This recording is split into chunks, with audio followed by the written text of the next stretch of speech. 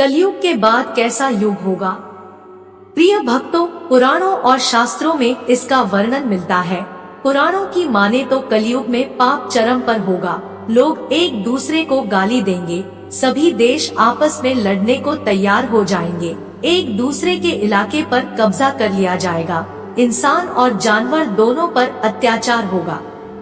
वातावरण पूरी तरह से प्रदूषित हो जाएगा, धरती रहने लायक नहीं बचेगी, पानी पीने के लिए अनुपयुक्त हो जाएगा और खाने के लिए कुछ भी नहीं होगा। ऐसे में इंसानियत एक दूसरे का खून चूसेगी और लालच अपने चरम पर होगा।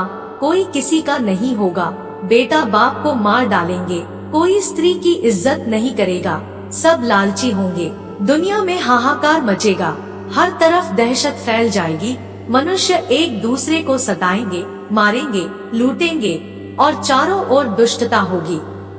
प्रिय भक्तों, वीडियो आगे बढ़ाने से पहले अगर आपने हमारी चैनल वेद वॉइस को सब्सक्राइब नहीं किया है तो अभी कर ले। हम इसी तरह पौराणिक कथाएं और धार्मिक कहानियां इस चैनल पर लाते रहते हैं। तो चलिए कथा आगे बढ़ाते हैं।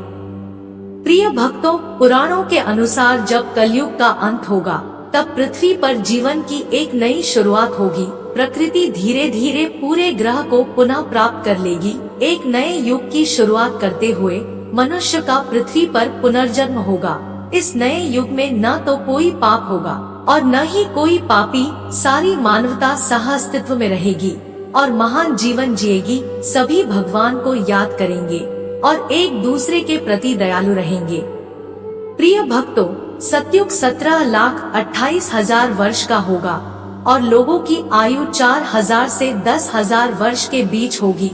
धर्म का साम्राज्य विश्व भर में फैलेगा और धर्म एक बार फिर धरती पर बोलेगा। लोगों के दिलों में एक दूसरे के लिए कोई दुश्मनी नहीं होगी, इसके बजाय आपसी प्रेम और सीधी भावना होगी।